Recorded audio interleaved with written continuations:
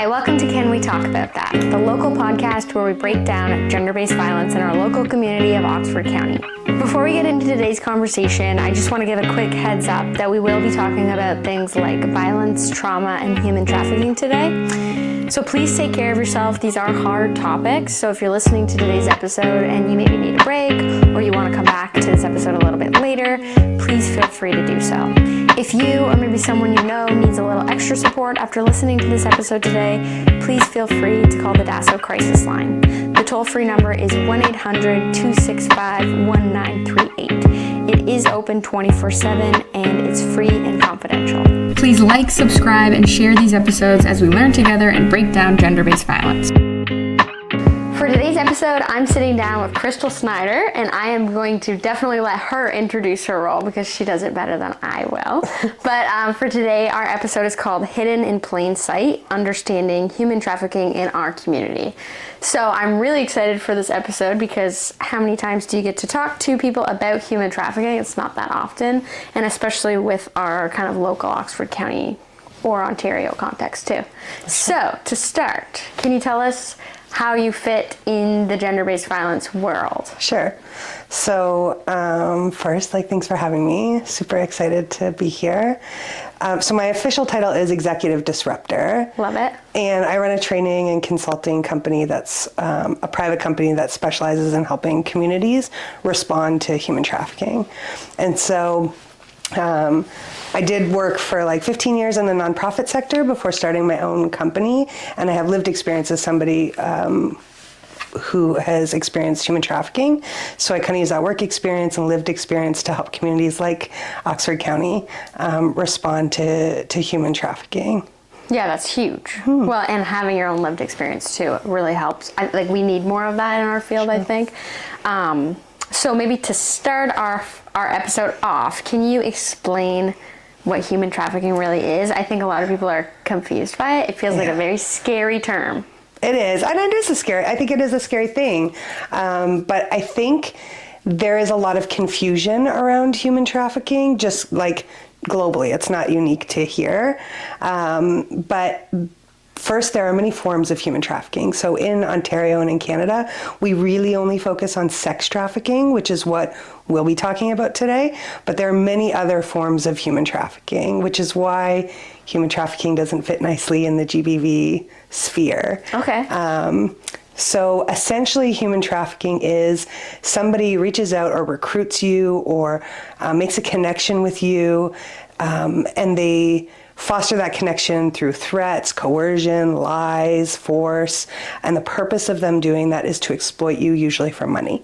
So that could be through labor, that could be in marriage, or that could be through the sex trade. And so human trafficking is essentially in the sex trade. So sex trafficking is a person cannot say who, when, where, how much, or keep their money when it comes to selling sex for money. Okay. That's the easiest summary of it. They don't have the choice over the environment, and that's how it's different from somebody maybe doing sex work. They get to say who, when, where, how much, and keep their money. Right. Yeah, that makes sense. I feel like maybe a lot of people picture Taken, the movie Taken, Liam Neeson. For sure. And that image of kidnapping, but obviously it is more complex than that. It is. So I use that example often when I'm training, that example of Taken where somebody is taken from a hotel room or off the street and shoved into a car and driven across international borders. That happens, but it's maybe less than 10% of cases. Usually in Canada and in communities, we see folks who are born in Canada and are trafficked in Canada. They don't have to be moved across any borders or moved from even the house they're in. Right. So it could literally happen to you living in your own home and with people you know. It's not necessarily a stranger. Exactly. Is it similar to gender-based violence and when it's usually people you know? For sure. So 90% of people who are trafficked by somebody they know. And so there's a lot of overlaps with gender-based violence. If you think about a Venn diagram, for lack of a better term, those two circles. So if you had gender-based violence and human trafficking, they would be their own circle, but they would intersect. intersect at points. And so the fact that it's somebody that you know, the fact that women are overrepresented as victims of human trafficking, the fact that because society's messages around women's sexuality and the normalization of violence against women, those are things that would intersect. Okay, that makes sense. Yeah. So this is going to be a dumb question, but that's what this podcast is about. Does human trafficking, again, dumb question, really happen here in Oxford County? Yeah, it's a good question. I don't think it's a dumb question at all. I think human trafficking happens in every community in Ontario, every community in Canada. I think in more small rural communities, because it's not like visible homelessness or like visible violence on the streets, people maybe assume that that's not the case. And I've worked in this community, this is my 3rd year. I think one of the common misunderstandings is that when it is happening here, it's only happening in the hotels as people are being moved to other cities. But that isn't the case. I've met lots of survivors in this community and heard lots of stories about people who are born and raised here and trafficked here. Mm-hmm. Yeah, and they're not going far away. Because I have heard that, that Woodstock's right on the 401, and it's like an easy spot for people to kind of stop in. So as a waitress, for me, it was like, pay attention to these signs, if you see these, with the idea that it's not people from here, it's people stopping through.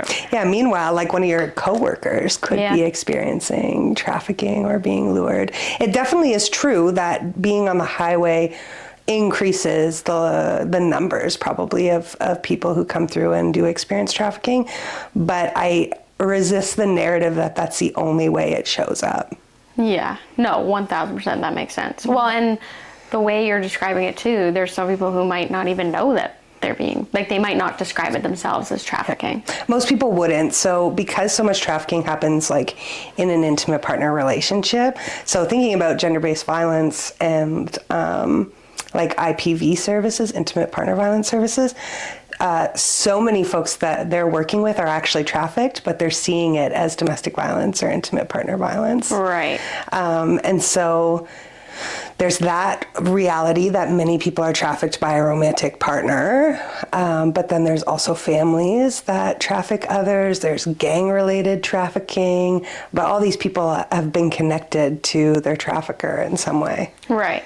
So just to clarify too, another dumb question. We're saying like trafficking, we're saying sex trafficking. So let's say this intimate partner relationship, like the trafficking itself would look like, I'm not going to, like maybe they have all the financial control. I'm not going to give you any money this month unless you do X, Y, Z with so-and-so. Yeah, exactly. And that would be trafficking. Yeah. Yeah, as soon as there's that exchange for money with pressure and coercion, then it dips into exploitation and trafficking. Right. If it's a child, so somebody under the age of 18, even if nobody's forcing them, but because of life circumstance, maybe they're exchanging sex for money or sex for drugs, that's trafficking. That's always trafficking every time under 18. Okay, but it might be different as an adult. Adults, you have a little bit more choice, and so this is where it's harder to discern what is sex work and what is sex trafficking. Got it. Yeah, that makes sense. Makes sense. Can you maybe tell us some common signs or red flags, like for me, that waitress scenario, that someone might notice in someone being trafficked? Yeah, I think it's difficult. I always want to preface like bringing signs forward with saying like, if you see a couple of these, this doesn't automatically mean human trafficking. And so if you see somebody who's got new expensive belongings, that doesn't mean you need to call the police. But some signs that we would see might be that somebody has gotten new gifts, like things that they typically couldn't afford, expensive gifts, have multiple cell phones. Maybe they're starting to isolate away from family. They've met somebody that they're not really bringing around, even though you hear them talking about them. When somebody is like actively being trafficked, they're often malnourished. often addicted to substances by force at lots of times. Like folks can look pretty rough when they're actively being trafficked.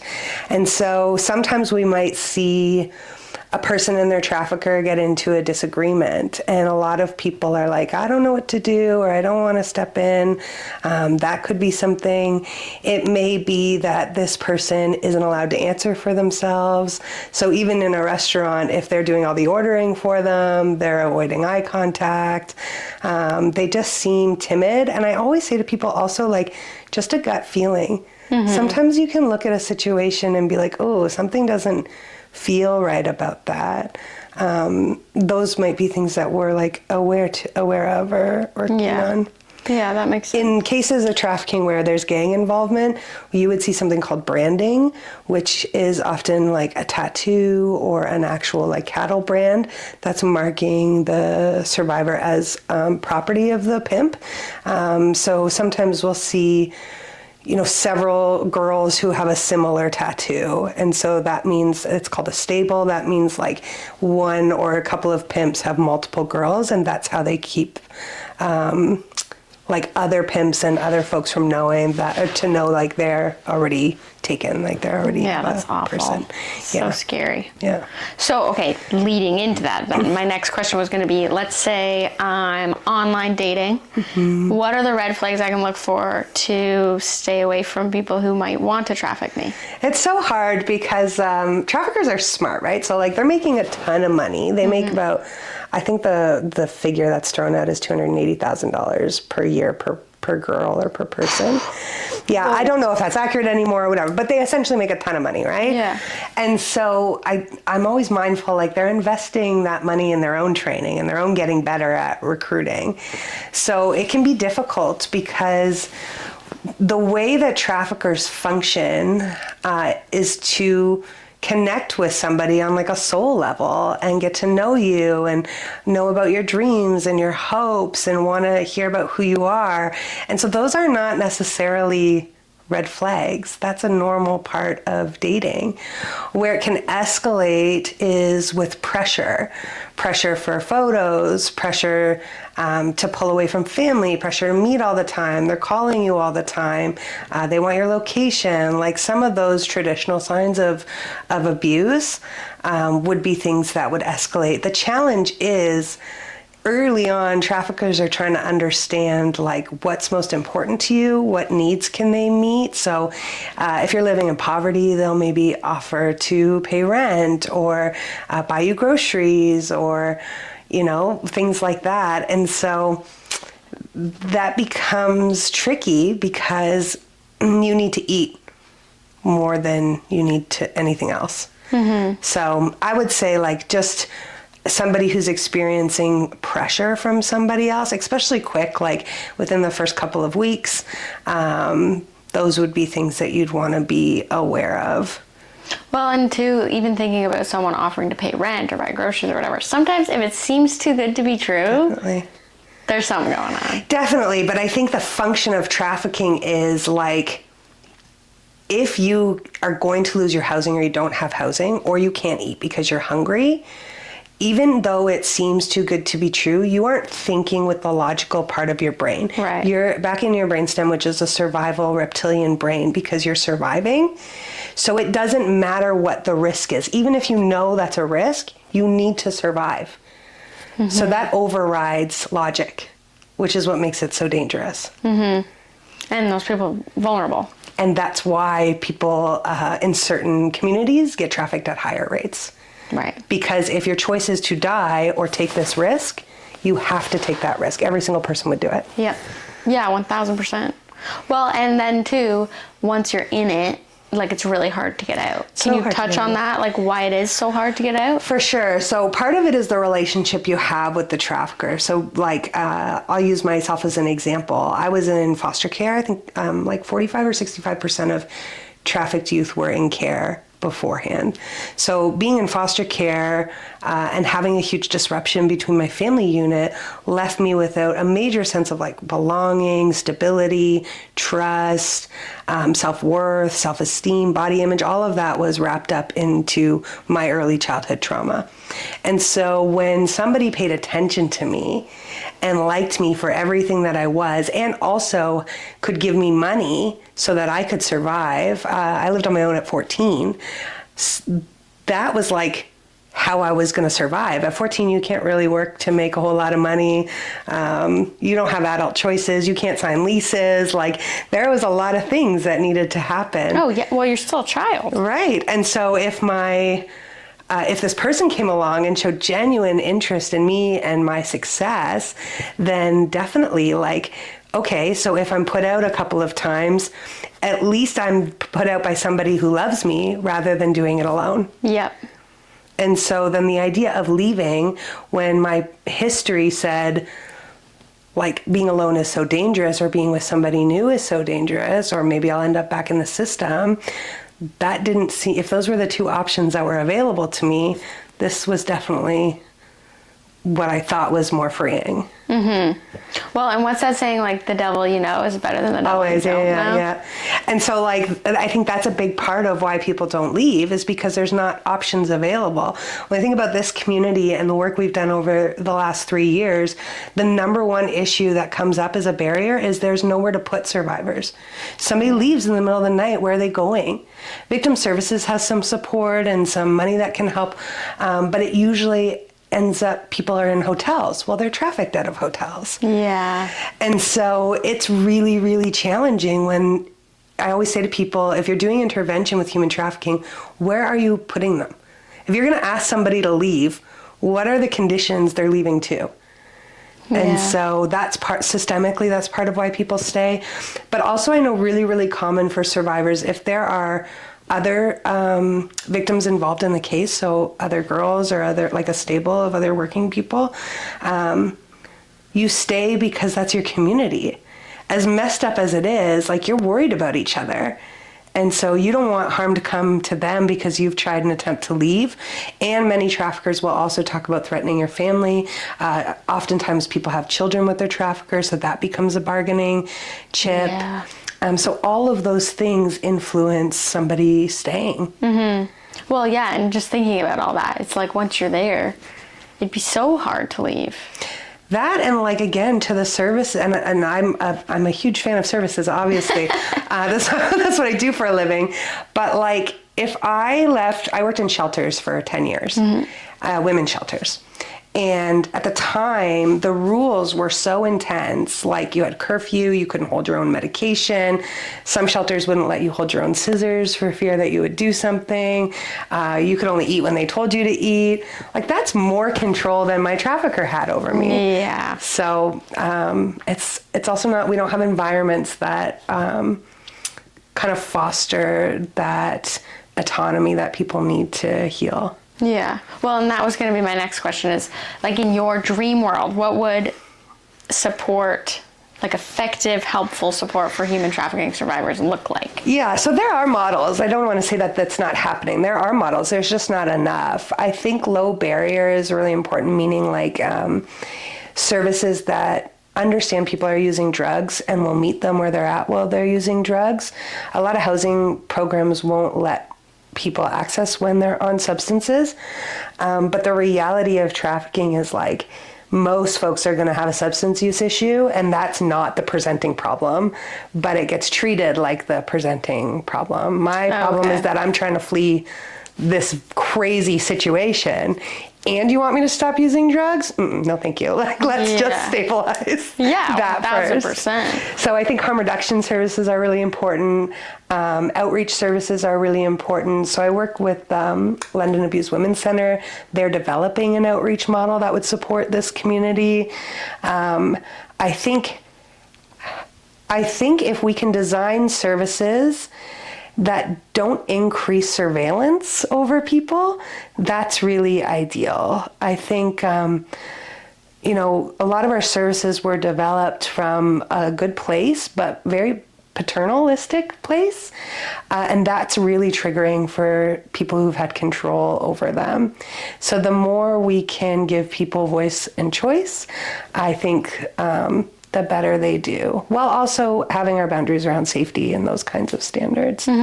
So I think it's just like an all-around service that's meeting people where they're at and has the funding and the political support to support the wherewithal of the staff, because that's hard. I think we stay rigid in a lot of our policy for safety or perceived safety, because that work is hard. And if we have to jump in with somebody who's going through something like that, it's hard to sustain without the proper funding and support, and you get high burnout. Oh my gosh, yeah.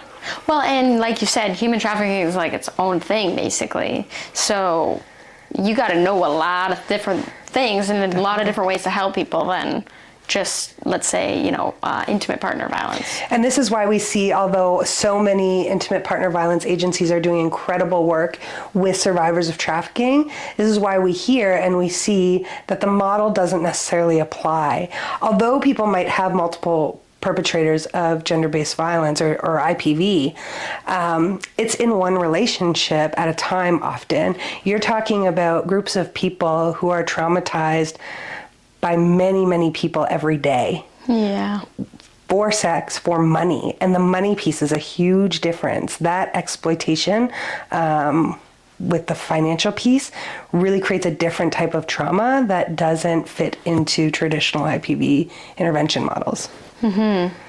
Yeah, that's interesting, because obviously I don't work in frontline and I don't work in human trafficking, so it's like interesting to think about that dynamic and how you'd go about that as a worker. Yeah. It's a lot to think about. I know.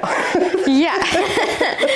Okay, a couple more questions just for people out there obviously worried about themselves meeting the wrong person, or their daughter or their son or anything. Are there like common online spaces or apps where trafficking happens, or is it a common place to start? Yeah, I would say, and this is the fear of like creating a moral panic, all apps.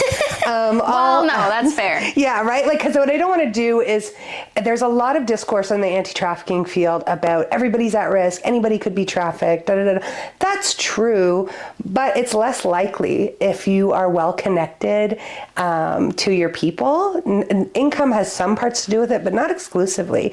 Like, the more we're connected to each other and to our communities, it's really hard to traffic somebody where people will notice they're gone missing, right? Mm-hmm. So I would say definitely all apps are utilized by predators. It doesn't matter. And so the best thing I think we can do is think about our own online safety and our kids' online safety and really be involved. I think sometimes as parents, we feel overwhelmed by different apps and trying to keep up with it. And so it can be hard to know all the ins and outs, but I really, really encourage people to like Google and learn about the different functions of privacy on platforms. So I think that's a good protective mechanism, and just having open and honest conversations with our kids about apps and how they already stay safe online, because they know a lot too about it already. They could probably show you a lot of privacy things. Gosh, yeah. Oh, when I was in high school, me and my friends used to go on that, whatever that app was, where you flip through people. Yes, yeah. Oh my gosh, like why did we do that? I think it's such a culture now, right? It's such a reality of our kids' lives, especially post-pandemic. Yes. This online world. Trafficking reports went up like 300% within the first 6 months of the pandemic. Really? Mm-hmm. Yeah, because trafficking was already happening online, but it like exploded. And so that's where it stayed. So I always tell people, like, the goal isn't to not be on the internet. That's just not real life anymore. It's how do we be on the internet and be safe. Yes. And be aware that this is even a possibility. Definitely. Again, for Oxford County people, I think they really do think it doesn't happen here. Yeah. Okay, so let's say someone's listening right now and is worried maybe about a friend or maybe even about themselves. What would you want them to know generally? And also, like, what local resources would you say they should reach out to? Sure.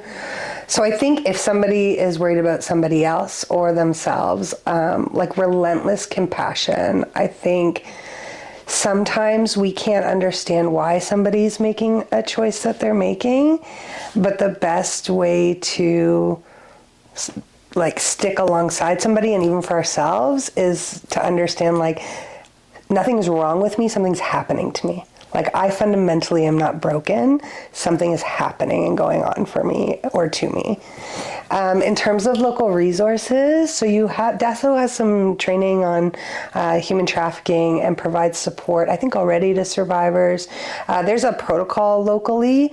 So there's like 14 agencies that collectively meet and determine like whose role is what with human trafficking. But the easiest two numbers I would give would be that of victim services here.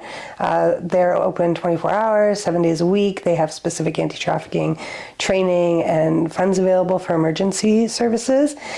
And then the other one would be the Canadian Centre to End Human Trafficking. They're a national anti-trafficking hotline. So they're open 24 hours a day, 7 days a week.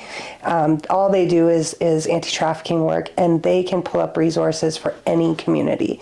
So even if there's not a resource here, they can find it in a neighboring community.